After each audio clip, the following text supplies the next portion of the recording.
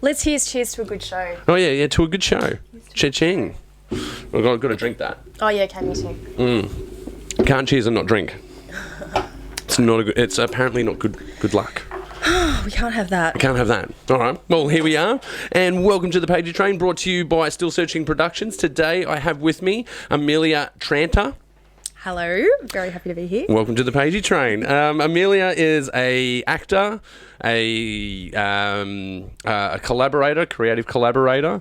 You do TV, you do theatre, you do film. Wherever the work is, baby. Well, I have seen you on telly a little bit, though.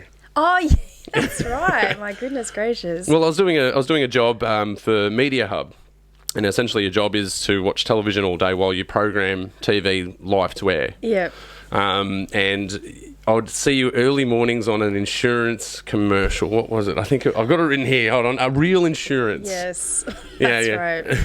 And I had another ad going at the same time, and it was really quite weird that there was me in one ad and then me in the other ad at the same time doing totally different things. Was that the Woolies ad? That was the Woolies There's a ad. Woolies ad, because I keep seeing you on the Woolies ad as well. Yeah. On all networks. Oh, really? Yeah, on all networks. You were everywhere. It's so funny because obviously how we met was you directed this really amazing web series that our good friend Jay wrote.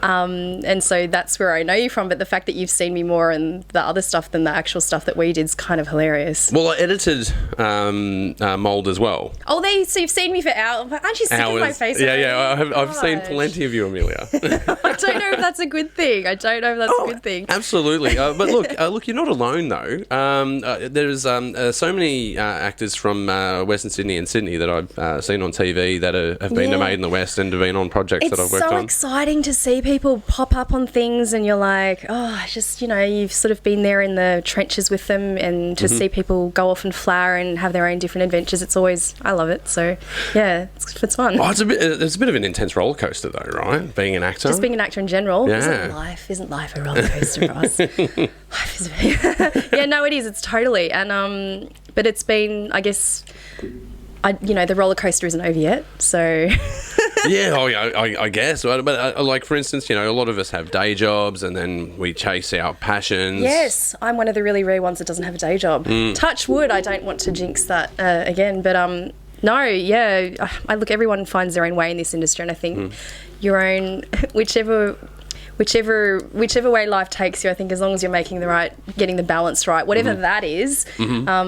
But yeah, I guess that's what we're going to have a chat about, isn't it? Just that's life what I mean. In general. But that's what I want to talk about, like going from having that day job and then going into being a full-time artist, being an actor. That's incredible. Well, it's also really scary. So I bet it's not easy. And also I'm also in a position where, like, if I had I think if I was in a position where I had dependents that I needed to sort of take care of, I think that would have shaped my choices a little bit differently, and if that happens in the future, then maybe I'd also be rethinking what I'm doing. But yeah, I don't know, I guess it's just I don't know, I feel like I'm I don't have any words of wisdom. I think you just have to. I mean, I have some experiences and adventures that I've learnt along the way, but I think everyone has to sort of find their own path. And there's no easy answer, because if there was, I would have figured it out already. And well, perhaps not words of wisdom, just your experience in that. Like, how does it feel to go and do that? Well, so I understand, like, there's the difficult side of doing things, but there's got to be a reason why you're doing it.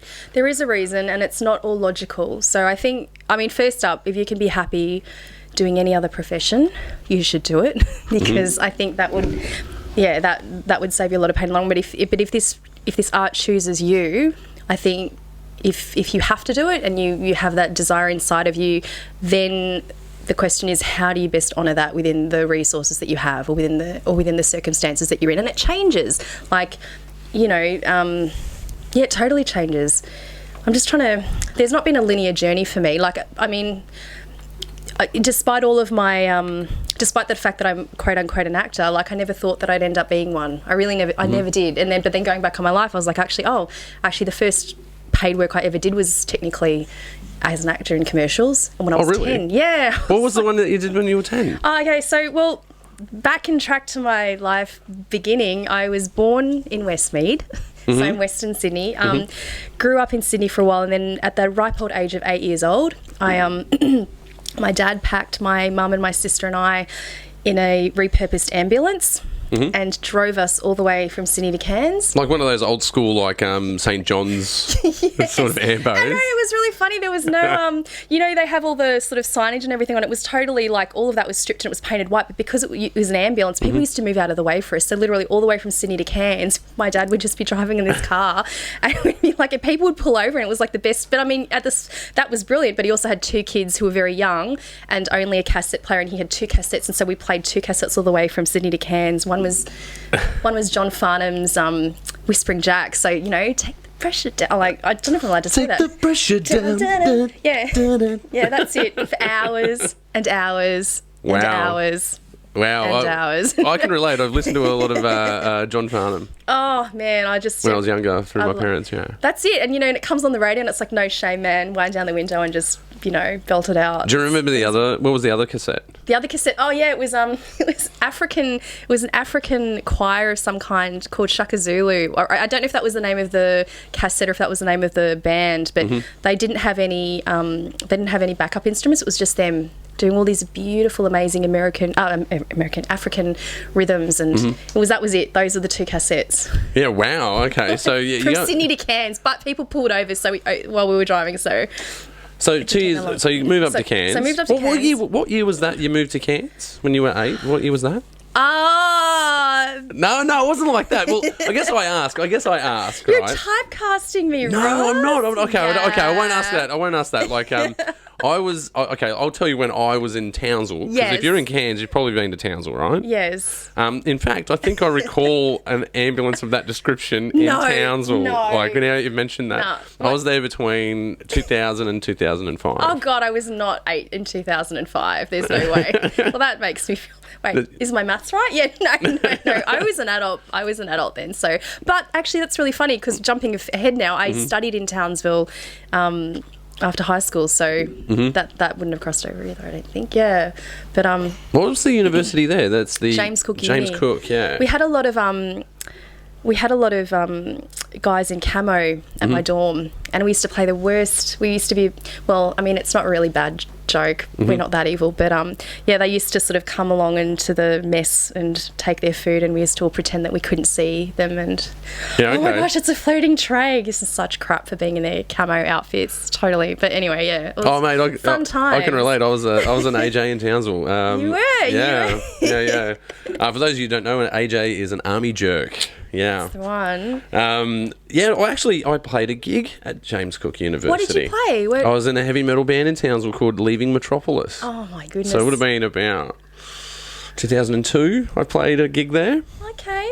No, it doesn't cross over, unfortunately. Yeah. No. But close, very close. Yeah, I was a renowned story about that was we were called up on a stage because the band was on before us, and then I sort of calculated when we were up, and I miscalculated. I was at the bar getting a jug of beer, and I could hear people yelling my name. I'm like, what the hell's going on? I'm like, oh, I'm on stage. I better get up there. So I took the jug of beer with me, and of course you would. It was a uni gig. Yeah, it was a uni gig. Well, you need uni gigs are always hydration. Yeah, it doesn't count. Uni gigs. Was it fun? Was it a fun play? Oh, totally. To play? Yeah. It was a really receptive crowd. I don't mind the crowds from Queensland. They're really cool. They are very cool. Well, and speaking of, I've done one in a car park. I've done a gig in a car park there. Have you? Yeah, on what is it, Flinders? Flinders Street. Flinders Street. You got the Flinders Street Mall, and at the other end there's a car park near a nightclub there. Yeah. There's a night. Oh my gosh. Did a gig in that car park.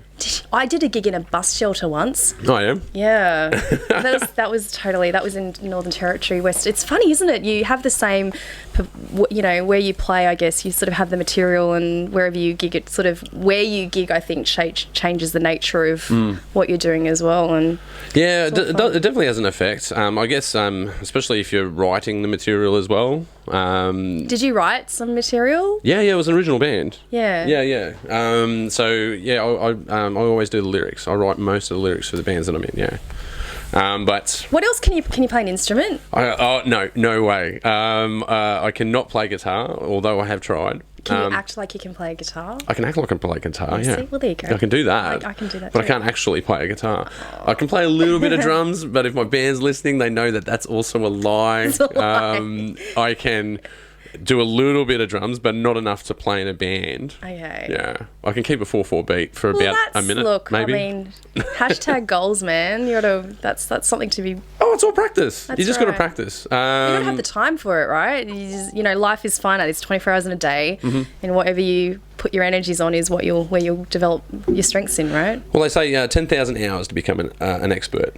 So anything you do for 10,000 hours, apparently How you're an many expert. years does that translate to? I don't know. It depends how many... Divided by 24 how hours a long day. you're working on it. I don't know. Hey, I don't know. We need to figure that out, Nate. You've got a calculator there, buddy. How many? Just Google it. How many hours in a year? Let's work this out. If you work 24/7, yes. How long does it take you to become an expert? Become an expert. Can you do it in a year? Surely 10,000 hours exist in a year, right? I'm not a mathematician. I should probably know this. You should. You're a smart cookie. You went to... Supposedly. No. But what were you studying? Why Nate's looking at that up? What were you studying at we'll go James back Cook? we'll even bring it back further when I was... I'll take you back to the commercial. Yeah, because you're probably going, why are we not even talking about the commercial? So I moved to Cairns, and with the exception of a year in Townsville and a year where I lived in Malaysia, I pretty much spent my formative years growing up in Cairns, well, north of Cairns, actually. Bloody hot up there. Gosh, you're going to ask me about crocodiles. We had I know about crocodiles, You yeah. know about crocodiles? Yeah, I do. Cockroaches freak me out a little bit more than crocodiles, I have to say. Oh, yeah. I've become very accustomed to... I mean, now that I've been back in Sydney for quite a while, that still pretty balance bad. is changing. It's but I definitely a Sydney learned thing. some survival skills that, because we used to have a crocodile that would sunbake in the middle of our road. And what do you do when you come across a crocodile sunbaking in the middle of your road? I don't know, tap it on the tail. Legitimate question. Tap it on the tail. No. Run like hell. No. Well, you could. I have no idea. What do you do with a... Is this a joke? No, Is this like... true story. chicken across the road and then there was a crocodile? I used to live in a suburb called Yorkeys Knob, which I love, and I have people still there. And but it was named after... Well, a legend has it that it was named after a guy called Bill Yorkey. He lost his arm to a crocodile, and there's like a little hill at the end of it, and they named that after the stump of his arm. So that's where I lived, and the crocodiles were so rife there. Yeah, wow. And the other thing, I'll answer the answer to the question, what do you do when you see a crocodile laying in the middle of the road, is you slow down and you drive around it and you keep going. Yeah, well, imagine that. Oh, well, no, I pictured walking up to it. I didn't know I was in a car in this analogy. And the other thing too, another question, if you're on a beach, hypothetically, Yorkeys Knob Beach, and you've got stinger net, you know those stingray nets that you can sort of see it. If you see a crocodile sunbaking on the stinger net, and then it slides into the water, do you go into the water? No. That is the correct answer. That is the correct answer. No. Yes, but there have been a number of backpackers that would routinely get into trouble because they would be drunk and decide that they would chance it. And I'm like, anyway. Chance it with the crocodile. No thanks. Crazy town. Yeah. Well, my crocodile story was from Townsville. I was, I think, 19, 20 years old. Yeah. First taste of a little bit of freedom, a little bit of money in my pocket. So I've gone to the pub, clearly. Yeah. And then I miscalculated how far Laverick Barracks was from Flinders. So I thought, I'll walk it. And then I got not even halfway.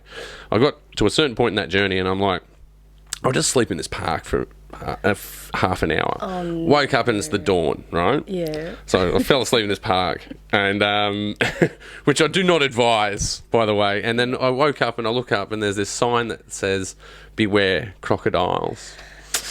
And then I told a friend that story. They're like, "You slept in the park?" And I'm like, "There, that was dangerous, man." I'm like, pretty dangerous. Well, you could have been taken by a man eater, and then you're like, could have been, yeah. Fuck, that's intense. It's just a little, just bit. a little bit, just a little bit. All right, so the other thing though, if you crocodiles are actually very their jaw muscles are pretty powerful when they're clamping down on something. So if you've got your arm already sort of encased in a crocodile jaw, you have very little chance of being able to prise it off you. But if the crocodile jaw is shut, you could actually hang on to it with your own hands and you'll be able to prevent it from opening because it's actually quite weak. That is a really good tip. That's a good survival tip. That is a fantastic tip. If there's anything anyone takes away from this today, it's if you ever come across a crocodile. Yeah. If a crocodile bites you, clamp it. Clamp No, that. don't let it bite you. Clamp it before it can open its jaws. Well, no, it's a big if. You're like you've ended up in a scenario where you've got a crocodile biting you. Yes. I think you should, you've got to reevaluate how you got there to begin with. True. But you're in that situation. In parks. Do not sleep in parks. Do not sleep in parks in Townsville. Yeah. It's dangerous.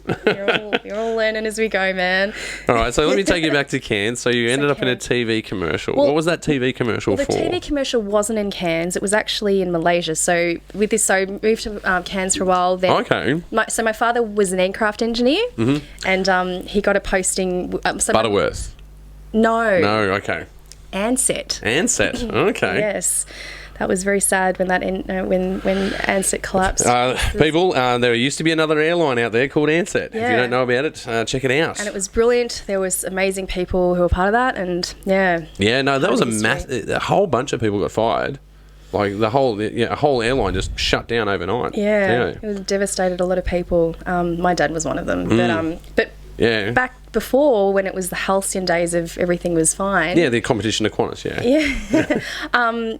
he had a posting in Malaysia. My mum was born there, so it was a chance to get to meet her side of the family, and I got scouted. I think I was 10 or 11. I spent in Malaysia, and I can't even remember the first ad. I think it was a clothes modelling thing. I'm just no idea about stuff like that. And then I got a Barbie ad, and I also got a banking ad. Those are the three that I remember. And so two of them TV commercials, and I had to play. I was the daughter of the happy family in the banking. Yeah. And then with the Barbie one, it was me and another girl, sort of doing hula dancing and playing with our Barbies, and it was shot in Penang. And I remember that. All I knew at the time was that I was getting time out from school. I was really well catered, and as a pre-tween person who loved her food, it was just amazing. Yeah, Hollow cool. legs, and I think with the clothing ad, I got free clothes out of that as well, which was really fun. And it was just fun, meet new friends, do something different, and it was just an extracurricular activity. I never ever studied drama in school, not in primary school or in high school, and I studied, I studied 2 maths subjects. I was going to be I was going to do a normal job, and because I had the marks for it, so. Spinning story, actually, these shorts, I bought these in Penang. Did you? Yeah, I bought these shorts They look in like Penang. army camo kind of. Oh wait, I can't see your legs. What's happening? Oh yeah, That's right. you're floating in the chair. You don't have any. Yeah, what's going on? You bought them in Penang. Yeah, I was over in Penang in 2009, I think. Oh no! Oh wait, that's 10 years ago. Yeah, no. Yeah. I got to wander around for a day. Spent an absolute fortune. Oh, I know, but it's beautiful, right? Yeah, Penang's great. Yeah, totally recommend it for anyone. Recommend it. Yeah. But that's where I first, and then I went back and had my normal. But went back to went back to primary school, then went to high school. My second job was a flautist, actually. 12 years old. In the concert. Do you mean playing a flute? Yeah, playing a flute. Is that what you call someone who plays a flute? A flautist? I think so. Yeah, a flautist? I think so. It's not a flutist? It wasn't like a proper job. It was like that is correct. A flautist? I mean, 12 years old, right? But it was 3 weeks, and it was the Christmas season, and so they hired a bunch of the kids to play Christmas carols, and it was pocket money. It was fantastic, and we got to be like little musicians. So that was my next job. So super cool. Yeah. So gosh, I was already working at the age of 10 or 11, 12. And then just a couple of more normal jobs after that. I did some teaching assisting after school for a learning, an educational company, because I was a precocious little nerd and really loved my maths. Nothing wrong with being a nerd. Well, I think I'm more towards the geek side of things. Yeah, total geek. But geeks and nerds get along. Geeks and nerds they have so much in common. Yeah, and then how did I? Gosh, what was the question? I don't even know what I was doing. So you're doing commercials over in Malaysia? Yep. Went to school like a normal kid with a couple of Christmas jobs, and then I did. My first work experience was actually as an aircraft engineer. So for my workplace training, it was 14 or 15, because I was thought about following in the footsteps of my father. So I got placed at Hawker Pacific, which is a lovely, which is a little airline company up there. I'm not sure if they're still up there. I think they are. And learned how to. The very first spark plugs I learnt to change was not a car; it was an aeroplane. Wow. Yeah. I couldn't do it now. I did it under supervision. It was all very exciting. Yeah, but you'd still get it. I reckon you'd figure it out, right? Well, you'd have to be able to figure like it out. Homer Simpson, when I learn something new, something old falls out of my brain. This hard drive has only got so much capacity. I always have that fear, but I don't think it's true, though. I don't think you lose if you're passionate about information, you hold on to it. But you can get rusty and foggy, and you sort of need to read up and stuff. Oh, totally. You get foggy, but it's always in there, and I think that's where that saying, it's like riding a bike. Once you get back on it, you're riding the bike again. Yeah. Like if we had emergency landed on some island somewhere, and the pilot was out of it, and I was on a plane with you, and you could look at the engine and go, needs a spark plug. I reckon you'd be able to figure it out. Well, I would remember something about the wing flaps going up and down as to how you sort of, but no, I don't know. Or I would probably default to all the movies that I've seen where they're going, how do I lay in the plane? Name what Kurt Russell movie from the 80s? Yes, that was... this has come up before on the show, actually. It? Yeah, Executive Decision. Oh, man. Yeah, wow. Yeah.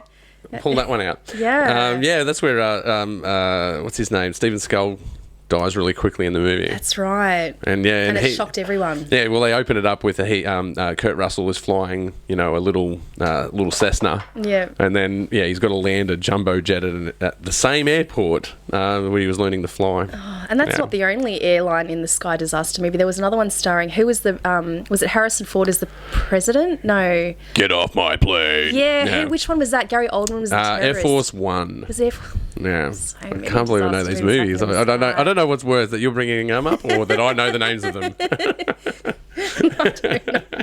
It's the stuff that shapes you, though, isn't it? The pop culture. Yeah, totally. But though I know, I sound like an old person. Where you go, the movies aren't the same as when I was younger. I know. They don't make them like they used to. They don't. No, I've unpacked that with myself. Because you only sort of reflect on the movies that you remember. You don't remember the crap movies that you saw. No, that's true. Oh no, there are some crap movies you can remember. The bottom of the crap movies, but the some mediocre. Some stand out for the wrong reasons. Yeah, the one in between awesome and crap. You'll get those that scale, but the middle scale you tend to forget. True. But isn't that part of what made you want to enter this industry? Because you sort of, the impact that some of these films had on you would have no doubt inspired you in some way or planted the seed.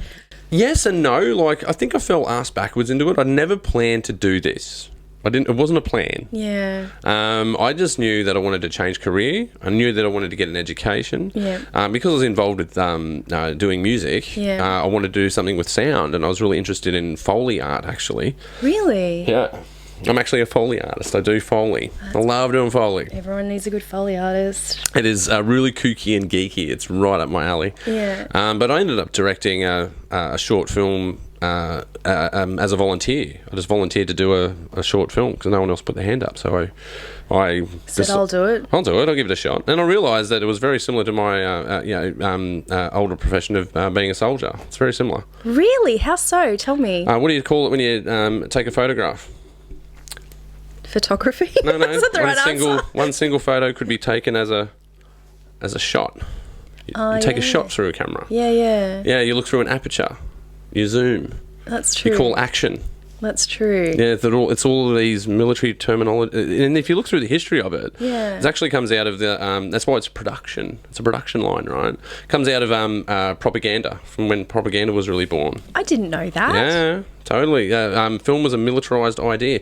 There's so many crossovers with the military and art. Like camouflage, for instance, is cubism from Picasso. If you look at, they used to paint ships on the horizon so you couldn't tell which direction they were going. They were employing artists to paint those ships. Drill, how you have military drill? It's done to music. It's done to the beat of music. That's true. There are a lot of intersections when you look at art in the military. You've just blown my mind, Ross. I need a moment to process that and go off and look. Well, in trench warfare, when they used to go to a battlefield, to align soldiers for the battle, they would use ballet. What? Yeah, drill is derived from ballet. True story. Oh, man. And ballet is done to music. So they were actually employing artists how to organise soldiers on a battlefield, and their answer was by creating steps and conducting those steps and initiating those orders through music, through bugles, through drums.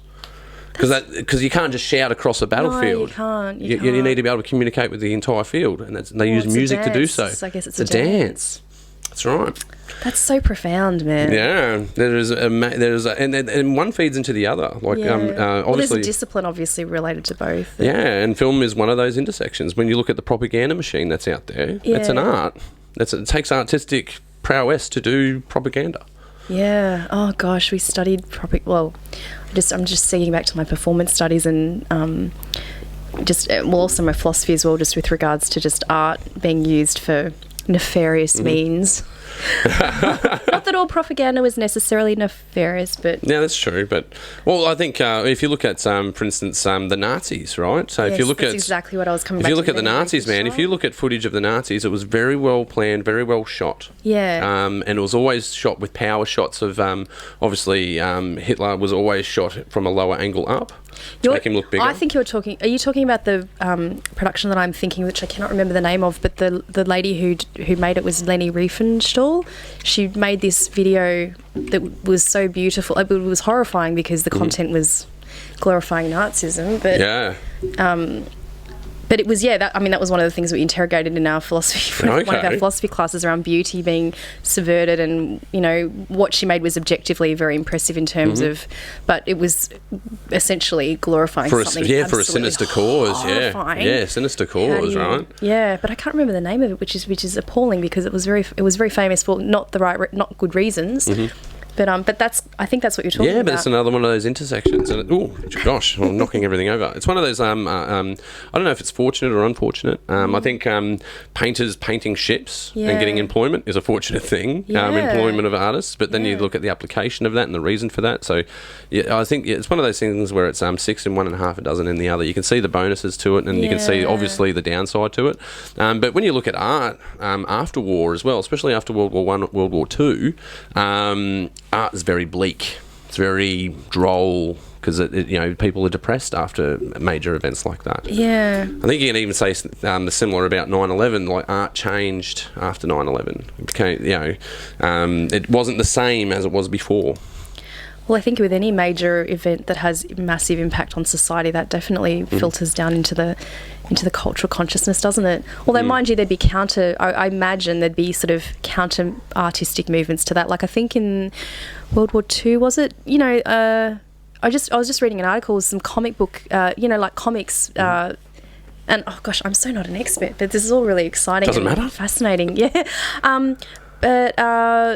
Just how some women were portrayed in terms of like before the war movement and then during the war movement, and how stuff in popular culture, which I think at the time one of those was comics, was just the narrative changed to encourage women to get out there and do the jobs that men needed to do, and that men used to do, but then they were all away. And then and there was some empowerment in that because women were sort of unshackled from the traditional things they put them into steelworks, because being in steelworks was especially in a patriarchy, was the privilege of a man, right?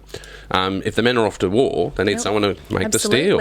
And the same thing happened in the plastic revolution as well, because then all the women working in steel, and then the men go, I'll work in the plastic factories. I don't know about the plastic revolution. Yeah. I don't know, you can have you can look at these things two ways. Yeah. Men started figuring out working in the plastic industry was bad for you, so they went back to the steel and said, hey, you guys go to work in the plastic industries, right? Dastardly. Yeah, well, these are things that happen in industry and in humanity, unfortunately. Yeah. But man, we have digressed. Yeah, where were we before that? We've left Malaysia. And we're on our way to... Flautist. How did I become an actor? Yeah. A flautist. Age 12, so it wasn't really a proper job.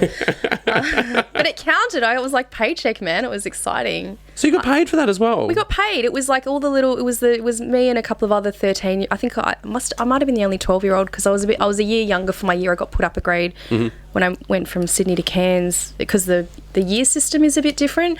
In Queensland, they start high school in year 8 and here they start in year 7. Is that right? Yeah, that's right. The other way around. So it's year 7 here. So...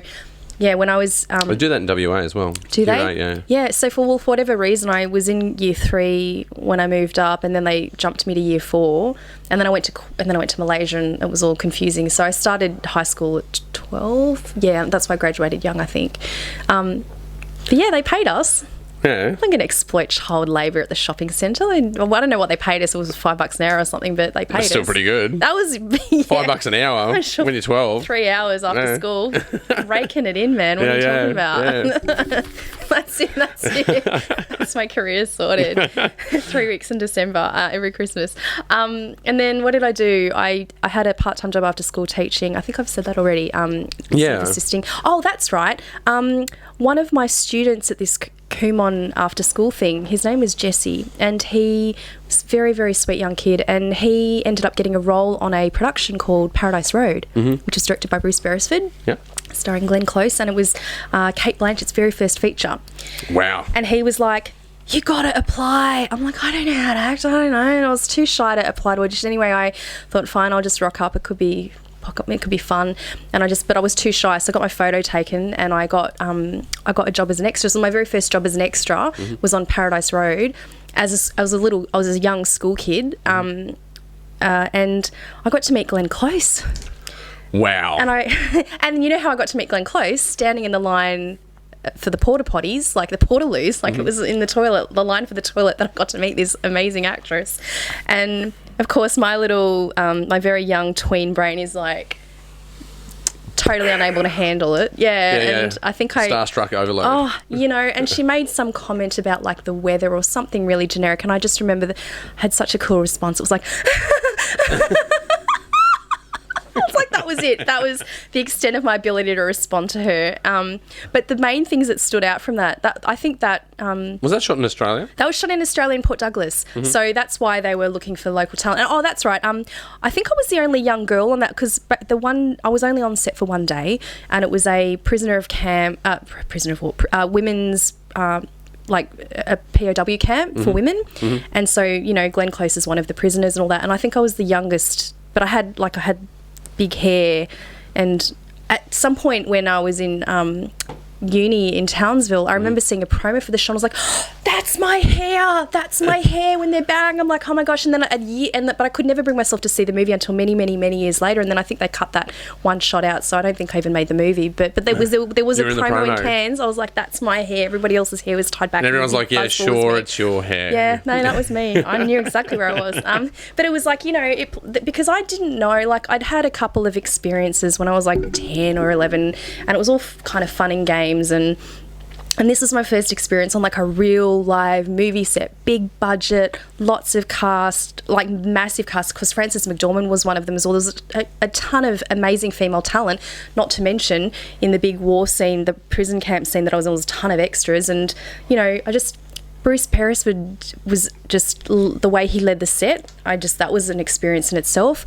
The way that Glenn, she was so nice. And I remember looking, and she was actually a little bit shorter than me as well. That was one of the things going through my frazzled mind was, oh my gosh, because back then in the 90s, a lot of the magazines were Claudia Schiffer and Cindy Crawford and all these beautiful women, but all of them were white, all of them were really tall, all of them were really thin, and that didn't fit who I was. And I just remember...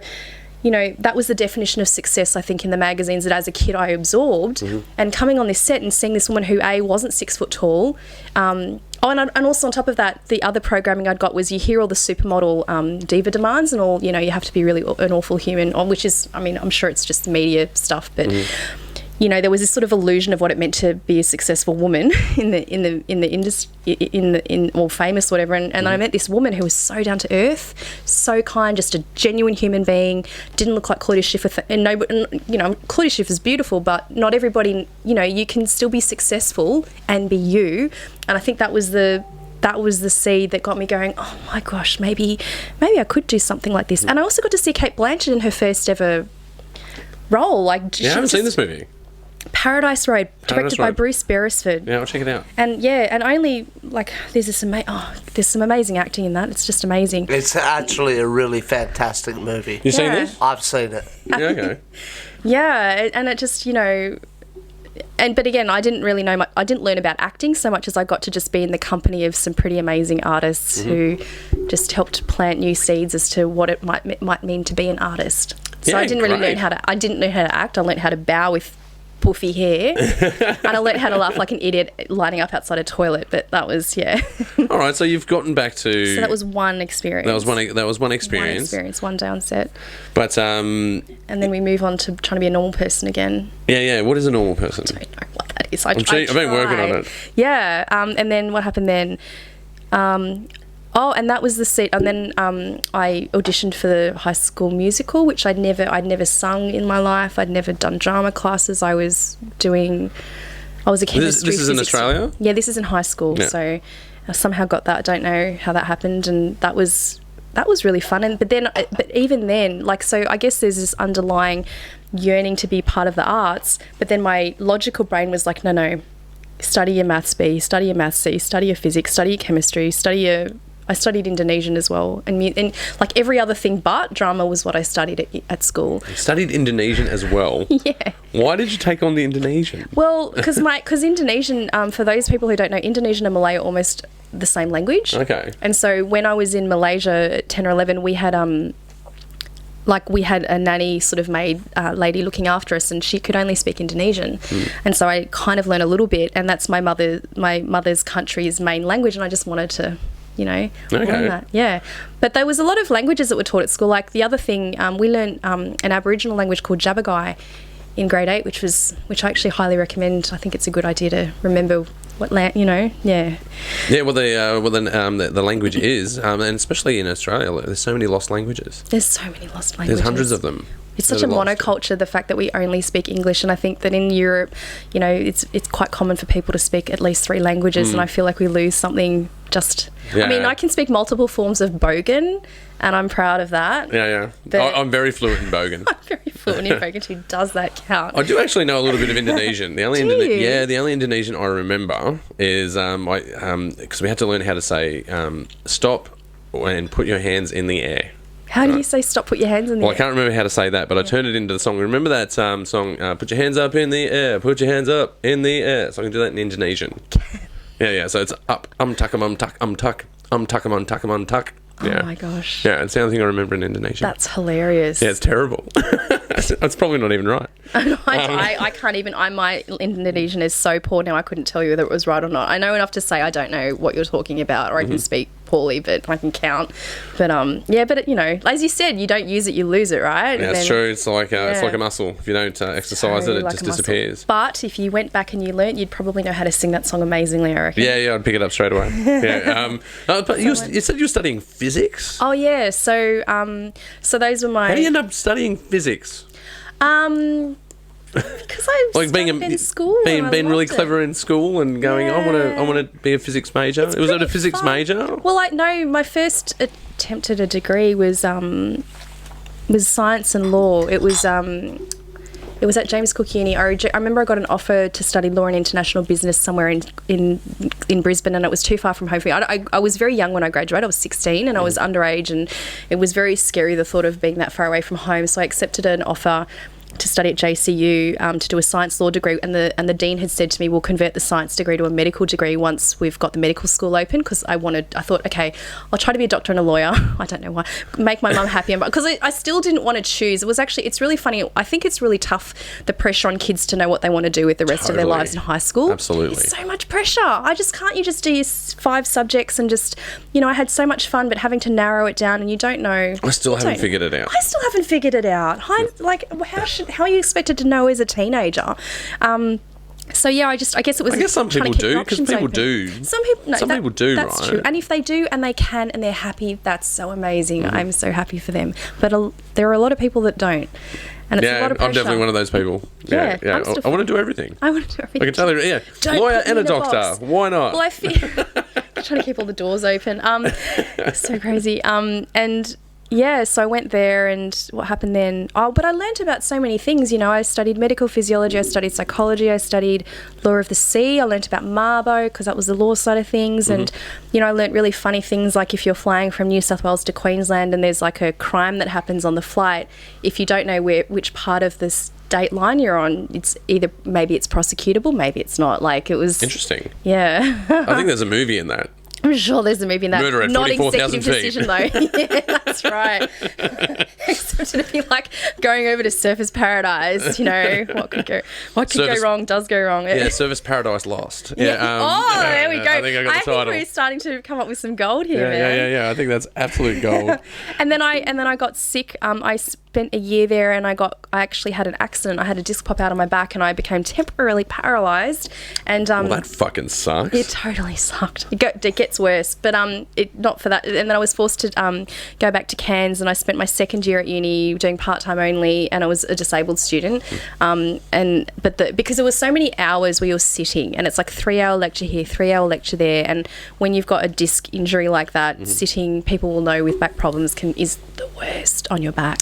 And then the doctor was like, you have to take some time off. You need a year off. At the end of the second year of my uni, where I was still in so much pain, and they're like, you need to take a year off and rest your back. You can do anything but sit in a chair for extended periods of time. And it's like, if you don't do that, the disc could rupture and you could end up permanently in a wheelchair. And because of that, because of the adversity of this disc popping out, was literally how I found myself with 1 year to do anything I wanted, that my parents wouldn't, you know, they were happy about the law, the law thing. And I thought, maybe I should give that drama thing a go.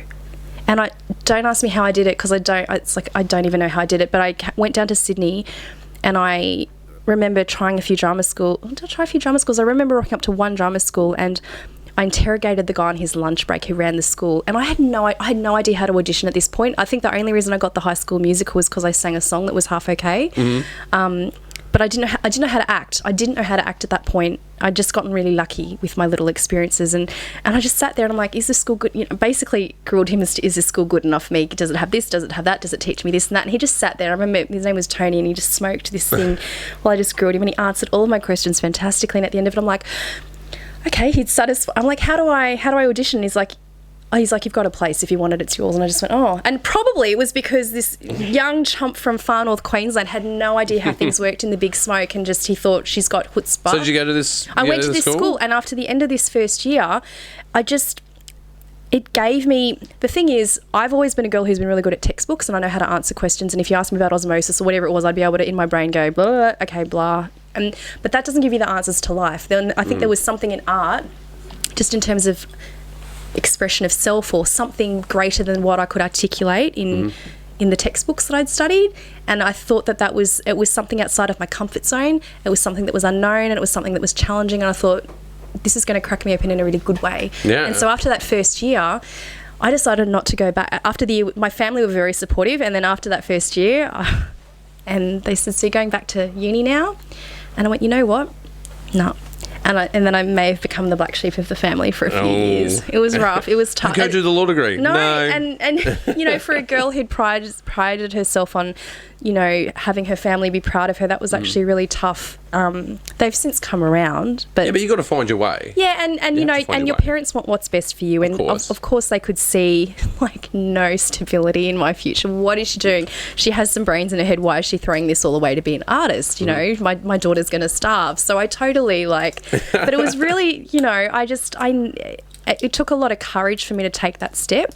It took a lot of courage for me to keep on taking that step. And even as the years go by, it still takes courage to choose to do what scares you and what fulfills you. Like, I think the tougher road, like, this is not the easy road. That's why I'm like, if you can be happy doing something else, you should just go. I don't know if any road's easy though. Like, I think they're all hard, and I think that's the illusion of it all. You go, well, this is a harder road. I won't go that road. I'll go the easier road. And I think it's something very character building about the challenges. Not that we love having challenges. Sometimes it's nice to just cruise on easy street for a while. Totally. So can't we just pause button on life? Can't we just stop the challenges for a while and just have a holiday? Yeah, well, it doesn't work that way. It doesn't work that way, unfortunately. But yeah, no, I did the drama school, and then I was still a teenager. So was the drama school? It was the Australian Academy of Dramatic Art. It's no longer. It's actually no longer around. It's been bought by the Australian Institute of Music, and they've turned it into a Bachelor of Performance, which was which I think was architected, if that's not really a word, by a professor from where I studied later at Sydney University doing my performance studies degree. They I think they got him to also draft this this Bachelor of Performance for like acting students. Did I even explain that right? I don't know. I don't think so. I don't think so. But basically, Ada was about training you. It was really good. It was one of those things where they teach you to be producers as well. And we learnt about editing. We learnt about, being really proactive in your own careers. And we made... I made a lot of connections with my fellow classmates, and we ended up shooting a heap of stuff. Like one of my classmates was a guy called Brian Cobb, who's a producer now, he recently did a feature film starring one of my old acting teachers, which was pretty awesome. But we made stuff. So I remember I co-directed a video clip with someone, and it was his brother's band, and we had just we all participated in it, and we just got to make stuff, and not that all of it was amazing, but it was just coming together and making stuff. And that's one of the parts I like about doing it, is you're making things. I like making things. Yeah, totally. I like making things that make people happy. You learn about so much. Like, there's only so much you can learn in theory in a classroom. Yeah. There's stuff, and that was the other thing that I learnt as well in drama school.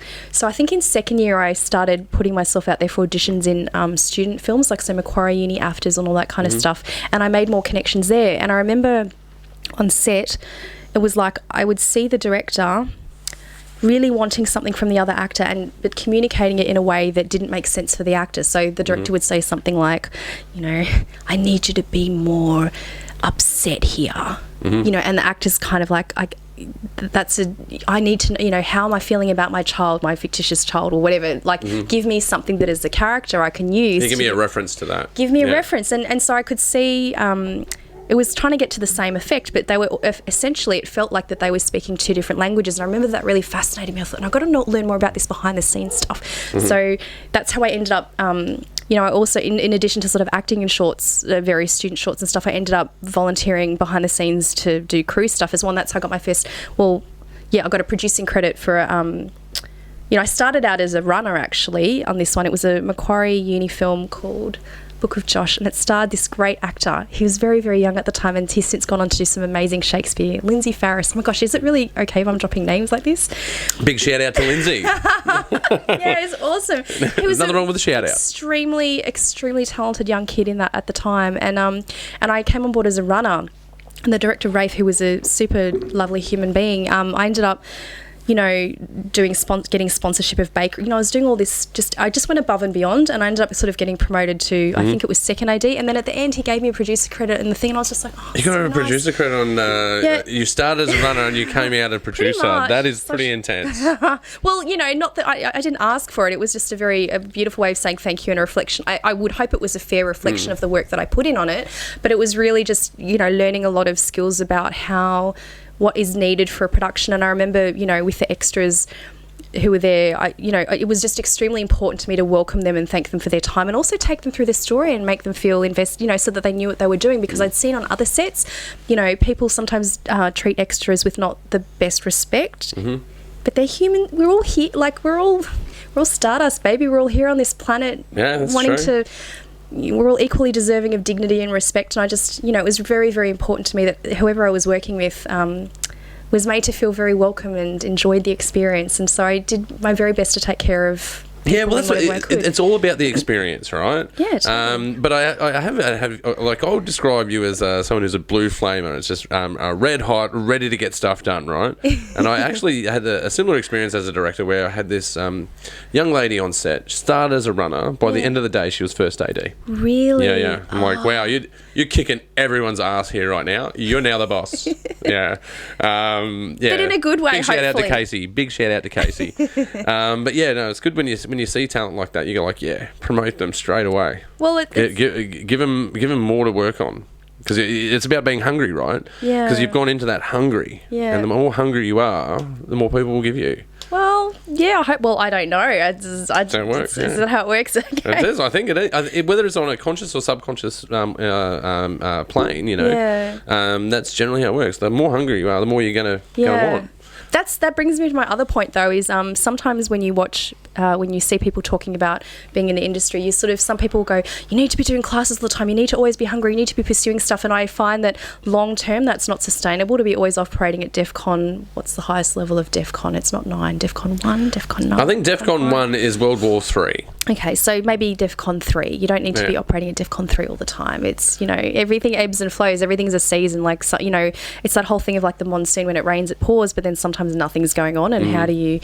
how do you get through the drought? How do you get through the droughts? And that's a very valid question. That happens a lot. And, again, you do need to find your own way through. I go and get myself a job. That's what I do. Run out of money and I go and get a 9-to-5er until I can get out of it and get back working. Fantastic. That's why commercials are fantastic. I'm trying to... I've done a few commercials, but I'm trying to get to do more. I'll have to do more commercials. But hopefully got a few things in the scope for next year. So yeah, that's awesome. Yeah. Well, yeah, and you can find day jobs. Going back to uni, so I graduated, drama school, and then I had a couple of years of really tough unemployment, and then I landed my very first proper job, which was touring Australia, which ended up going for 2 years doing theatre and education.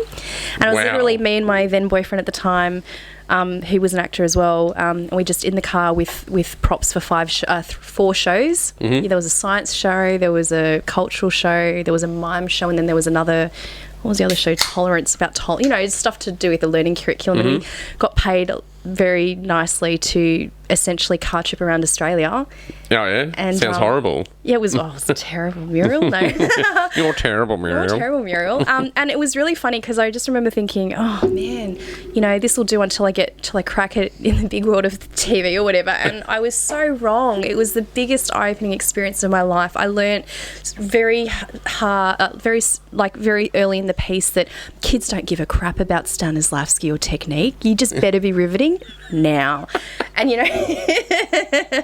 perhaps they don't care. I reckon you got a point there. I have some horror stories. I have some terrible horror stories of like how bad I was as an actor. But I also had some very good feedback as well. But I just remember one. Oh, there's so many. No, there's actually so many. But like bus shelter, that's what I'm saying. That's why, we'd perform. It kind of opened my eyes to the disparity that's apparent in various educational facilities. Like you have some schools that have so much money that their theatre is better than the STC, and then you have other schools that have so little that you are performing in a bus shelter, and people are driving 6 hours from their rural community to come and see you perform at the bus shelter in 47-degree heat. And I guess not only did the scales fall from my eyes in terms of seeing a picture of Australia that I didn't necessarily see represented in the news or mainstream media, but it wised me up grew me up, I think, in a good way. But it was, it was interesting. Yeah, well, as they call it, you got a bit woke. I got a bit woke. Well, I don't know. Well, I did woke. I think so. Is that the word? Do I have that right? I think that's right. I think that's correct. Yeah. So, and I still don't know. Like, there's still there's resonances from that experience that still stay with me today. And I, just also because you see kids in tough situations, and you want, as a person, you obviously, you care, you want them to do good and you want them to have the best future. And I just noticed that in some parts of Australia, depending on the situation, that, some kids had a much better head start than others, and it just broke my heart.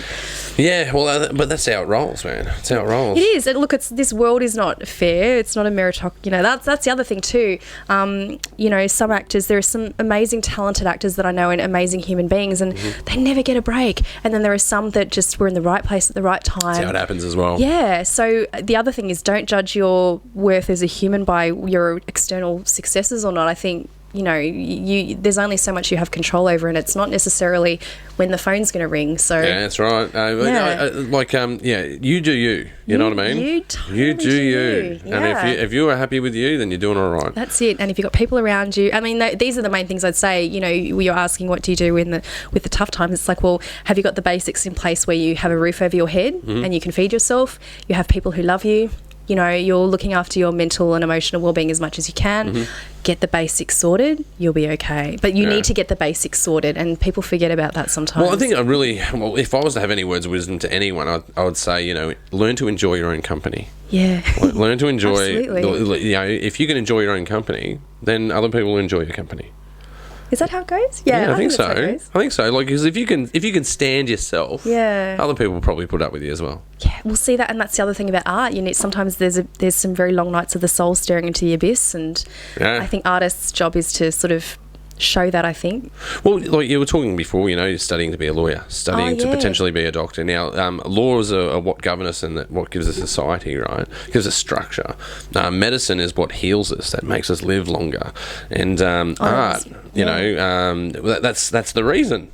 Yeah. Right? Isn't that the reason? Like, what do we do? Why do we want to prolong our lives? And why? Because certainly we would look at the beauty in things. We look at the romance in things, and that's what art does. It reflects how we feel as human beings. And it's all subjective as well. Like, we could look at a picture and think totally different things, and it'd be affected different ways. Absolutely. Well, like in art too. Like, someone can put a theatre show on, and if there's 100 people in the audience or 500 people in the audience, each person is experiencing that play through their own prism, through their own experiences. And so, there'll be a scene that plays out about whatever it is, and someone will be really lanced in the gut by one aspect of that scene. Someone else may not resonate with that so much and sort of resonate more with another character. I think art, I guess that's like good conversation. The best stuff happens in the spaces between, right? Yeah, totally. Yeah. And I think that's what it's all about. It's all about exploring that inner space. Yeah. And then I think that you look at the science, what we should be doing is looking after our space. I think that's pretty important at the moment. So true. But absolutely be exploring outer space. Oh, well, that brings me to so after my that's what brings me to my physics and my environmental philosophy and all that other stuff later I had my first little attempt at uni, had a disc pop out. That set me on to be an actor, which I love, through adversity I found what I think was my path. Had a great job. The phone started ringing, and I was unable to make these audition callbacks. So there'd be one was a kids show, and I remember sending in a tape, and obviously with the amount of experience, because we toured, I did the math ages ago, and it was like maybe 50,000 kids across Australia. We'd performed shows to 50,000 kids, and the minimum was generally 120 per show. So that was a lot of shows. That's a lot of shows. And it was from primary school to high school, and it was learning how to deliver the same content from 5-year-olds to 16, 17, 18-year-olds and not be patronising to them, and sometimes at the same time. And, it was a massive learning. But, so I did this tape for a kids' TV show, and they were like, you're on the shortlist, we want you to come this. And I couldn't, because I was driving from Townsville across the border to the Northern Territory.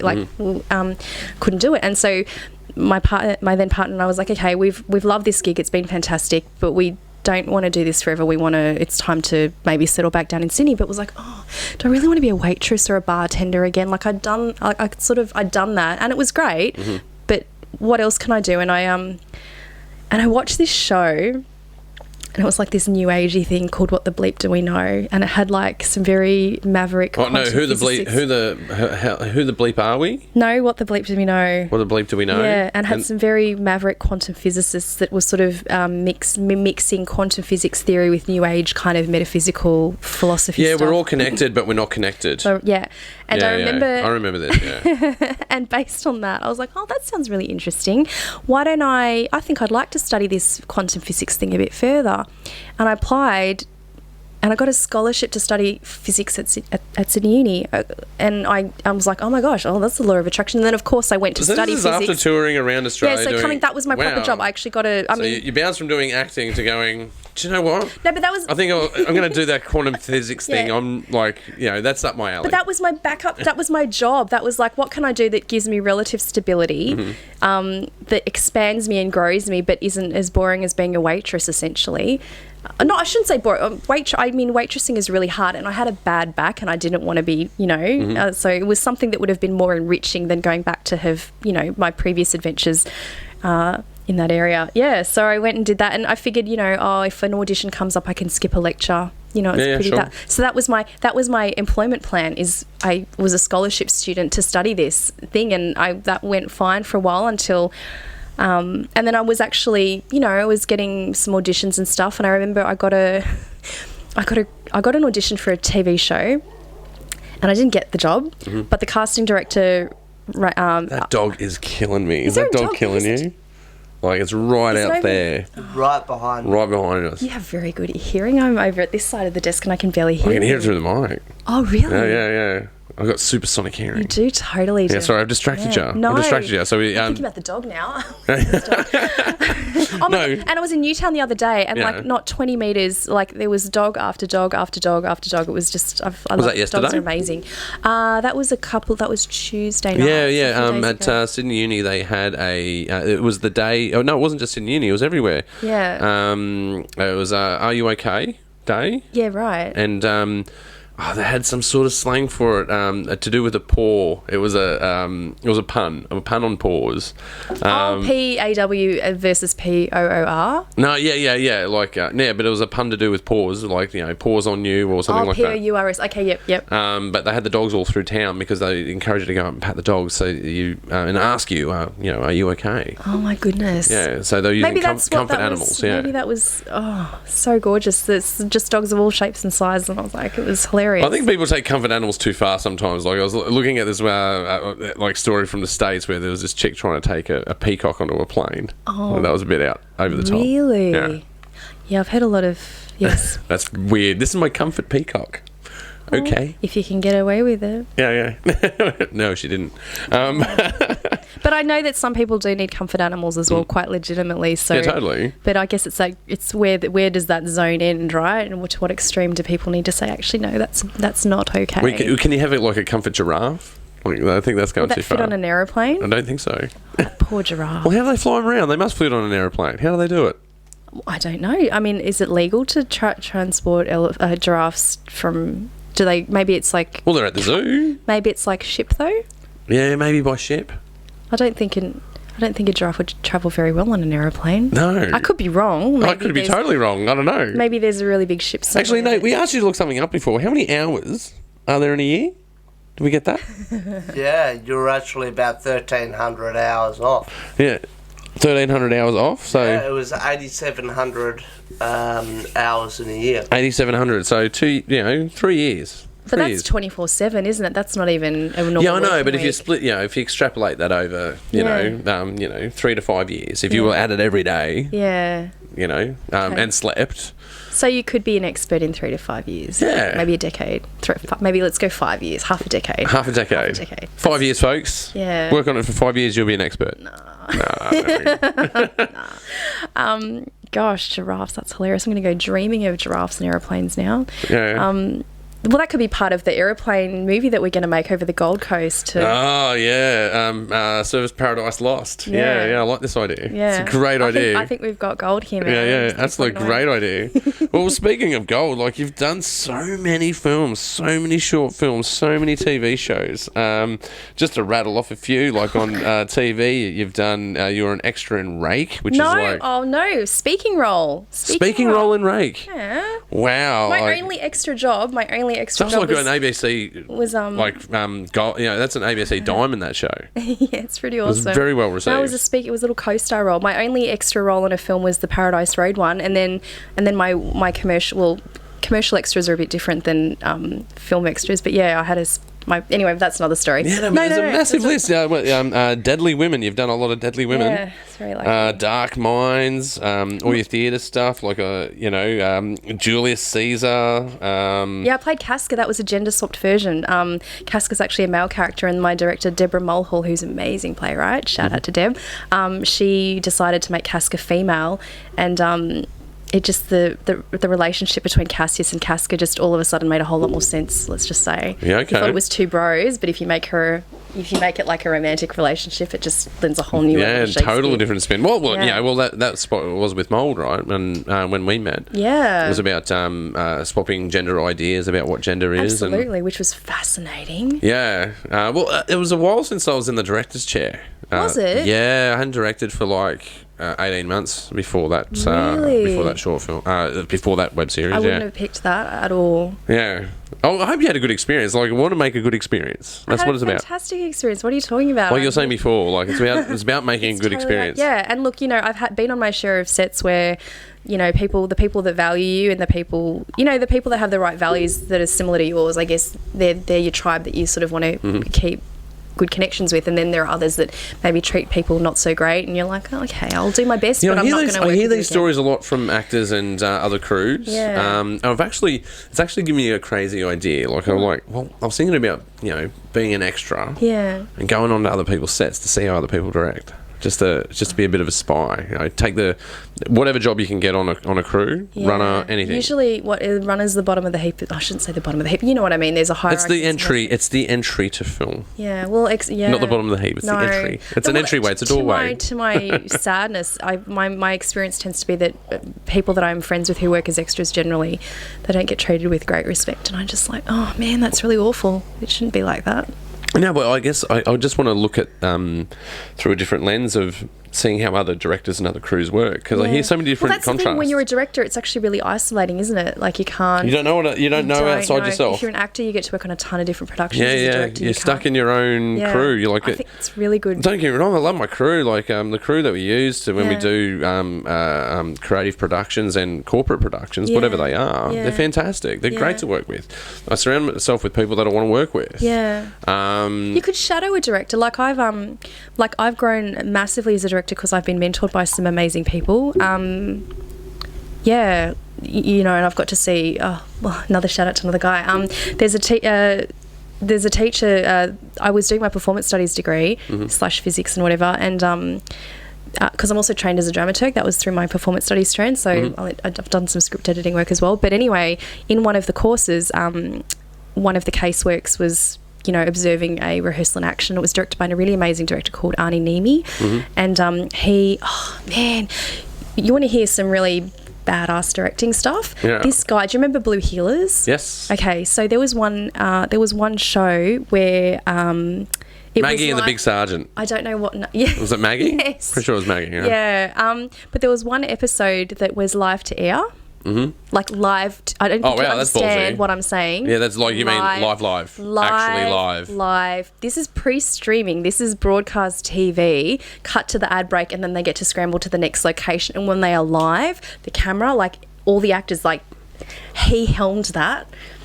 He helmed that episode, and it was brilliant. Live action is really hard to do, especially when you've got to film it. Live action drama, like live action drama. Yeah, live action drama like, that you're filming that's insane. Yeah, it's an insane thing and he's to done do. if you IMDb, he's done a ton of other, and he's the most humble, amazing human. And so I learned some of his directing style through uni, and then there was a theatre festival of short plays where, because I had another accident, and I just popped out. This is what well-travelled and accident-prone. That's what I'm getting from you. Yeah, I know, right? I don't know if it's a good thing or a bad thing, having the accidents or surviving the accidents. But I ended up having another deviation as an actor to take a break because of my back, and thought, oh well, why don't I try directing? And I put my hand in and directed this little 10-minute piece, and he was directing a piece in the same week, and I was like, okay. And he said, you're going to win this, and I was like, what? No, like, are you serious? I idolize you. You've done amazing work, and I'm just, how are you even in this festival directing? I mean, he directed an amazing piece too, right? And I won the week,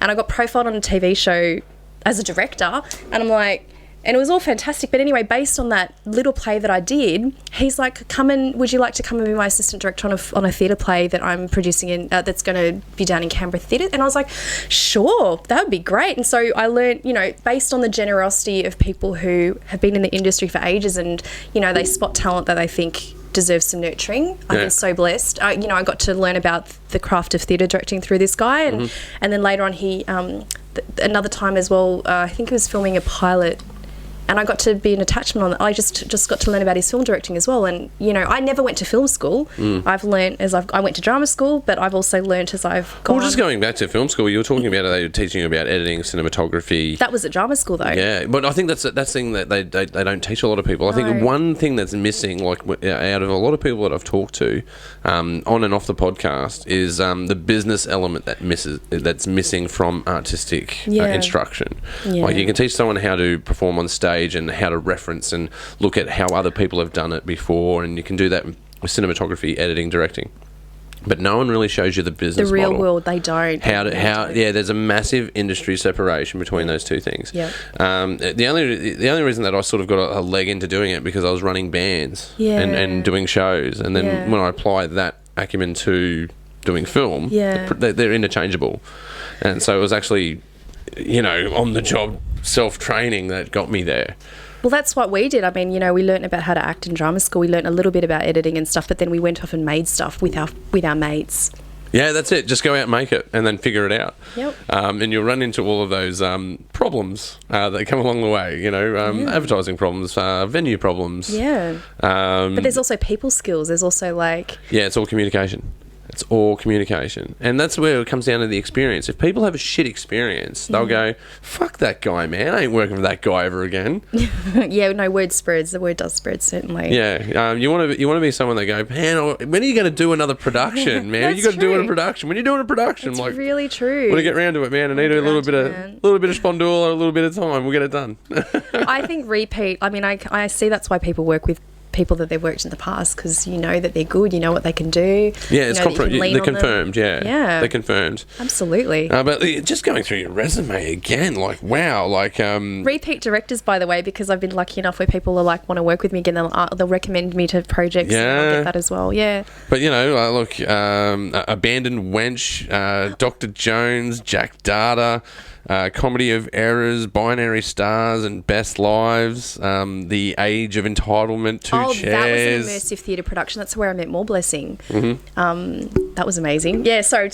Yeah, but it's just, okay, that's just, I haven't even got through the list. I think I'll just skip past to the next list. So I think we did a lot of your TV work. Most of that stuff, except for Rake, all of my TV stuff has gone to the States. I found that it's been really hard to break into Australian TV. The landscape is absolutely changing, but... Yeah, it's in a transition. It's totally in a transition, and there's you can see the fragmentation of all of that. Yeah. I think Western Sydney is one of those hubs. That's why we're onto doing this. Especially with Made in the West. We just see all these artists everywhere, and we're like, all right, let's just get them all in one room. Let's figure out how we can make something big. Yeah. And let's do that big thing, and then do the next big thing, and do a whole bunch of small things, and then make that a big thing. Yeah. There's just so much. That's inspiring, Ross. I have to say, I did Western Sydney stuff, or Blue Mountains Film Festival stuff, before.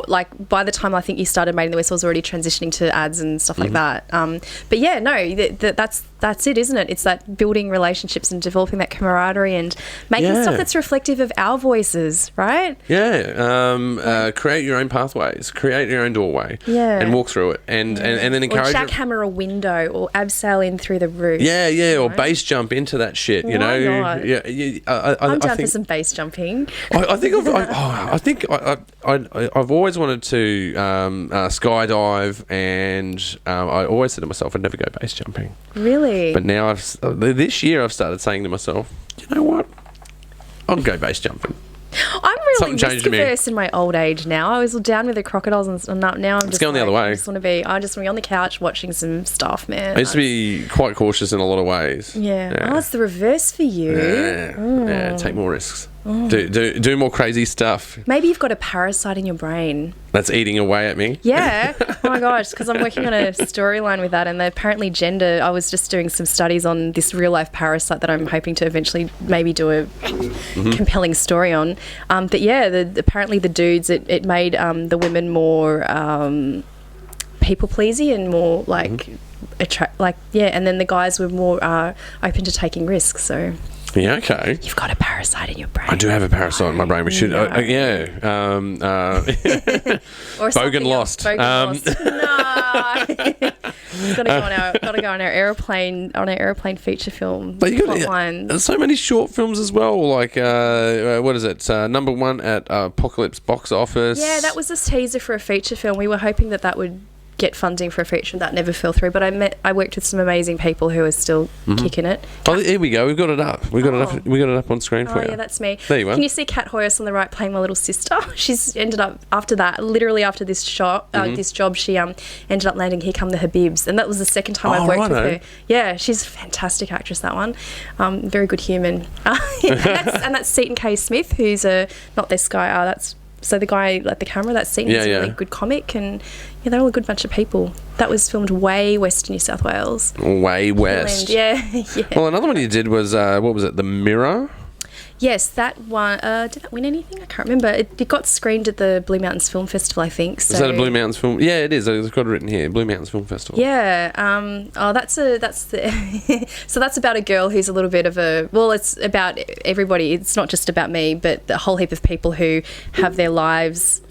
Going about their everyday lives, and they look in this mirror that sees their dreams of what they want to be or their worst fears. So she's a bit of a sort of shy little person who's a photographer, but she dreams to have people appreciating her rather than her appreciating. Yeah, okay. So she's hiding behind the camera, looking through the lens, but she wants people to look through the lens at her. Yeah, and take of it what you will, but so I think people see their worst fears or their dreams or what they need to see for their soul. It's not made clear in the film. It's up to the audience to draw their conclusions. And so it's not just like there's a whole heap of characters that get traced in the film, and that's one of them. The mirror walks past her and that's what she sees. Okay. Yeah, it's very interesting. Well, there's another one I've got here. Julia in Blue. Oh yeah, that was my Western Sydney / Blue Mountains collaboration before you guys came along on the scene. Really great guy called James Phillips. I collaborated with him a few times, and I made a feature film with him as well, a horror movie that I don't think saw the light of day. Probably, I don't know if that. I don't know what happened to it. But that short film that we made. I hate when that happens. You do all this work and it doesn't go out there. I know. I had a really good stunt fall that was a real fall that never. I was like, it was gold, and nobody gets to see it now. So, but I got the gravel rush for it. It was horrible. It was I've got the scars to prove it, but no IMDb, man. What's going on? IMDb, what's happening? Yeah, my IMDb is very little compared to what I've actually done. But no, that Blue was a two-hander, and it was on the effects of just. It was on. Well, blue is the colour of the drink when you get your drink spiked and some of the bad stuff. Oh, is that the date rape drug? Yeah. Oh gosh. Yeah, heavy topic. It was really heavy, and but it was really funny. It started out kind of funny because you not funny, but you sort of see this girl waking up from what you think is just a really bad night out where she's gotten really drunk and slept with someone, and you kind of like, and these kind of titles come up on the screen going hangover and the dictionary definition, then vomit, blah blah blah, and I remember the first time it got screened, people were like, oh, that's right. And then the story started to turn and you're like, oh, wait a minute. That wasn't like a really drunk. She had a great night and got, she got drugged and and I mean, I'm totally giving away the story here, but that's okay. Check it out online. It's online. No, that's a clip. I think that's just a clip. That's not the whole thing. It got Best Local Film at the Blue Mountains Film Festival, which was amazing. And, but probably the best thing out of that was that, James got contacted by some people who had seen it and wanted to show it at schools because I thought it would be enough, like it was important to sort of for a bit of education. Well, I don't know. Look, if it saves one person, if that was something that got if that did anything to help somebody not be in that situation. Yeah, totally. Absolutely. There's some grubs out there. There are some grubs out there. Yeah, totally. And it's not, if it happens to anybody, it's not that they should have done anything differently at all. It's not about that, but just not at all. It was a pretty tough topic to. But it got a heavy. wider audience in the film festival circuit, which I think was really awesome. Well, we're almost out of time, so I'm going to give you 1 minute to tell me what projects you're currently working on. Oh gosh. You've got 1 minute. I've got a little lovely, fun little fringe play coming up at the moment called Abandoned Wench! ! And it's basically about 3 convict women and their stories, surviving, coming across Australia. And one of them, we're framing her, the character that I play. She basically, the penal colony is so harsh that she and her husband and some mates steal a boat and they try to escape Australia. So technically, they're Australia's first boat people. But cannot leave Australia. Okay, I can see the twist in that. Yeah, and then there's another one who ends up marrying a lieutenant, and that's how she survives her story. But that's also really intense. And then the third one is maybe Australia's first pirate. She steals a ship and becomes a pirate, a legitimate pirate. So that's about these girls, and there's some singing, there's some beat poetry stuff. It's like with a millennial twist. So it's going to be fun, I think. So yeah. Well, look, you've made me wish that I had more data to go go because I think we could go for another 2 hours doing this. Yeah, we didn't even talk about physics, really. Yeah, we didn't even get into physics. But look, thank you so much for being on the Pagey train. Thank you for having me. It's been an absolute pleasure. It's always great to have your company, and I really appreciate what you're doing. And I think you're a very inspiring person to be going out there and just living on the edge. They say if you're not standing on the edge, you're taking up too much room. Oh, wow. That's a lovely note to end on. Thanks for having me, and here's to future fun collaborations, right? With cool people. Absolutely. Yeah. Right. Thanks, Amelia. We'll see you next time on the Pagey train. All right, can you push stop for me there, Nate? Stop, really quickly. I'm going to go pee. I've left us 5 minutes so you can do the guitar. Oh, really? Yeah.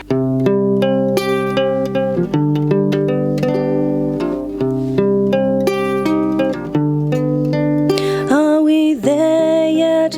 Are we there yet? I've been waiting for some years.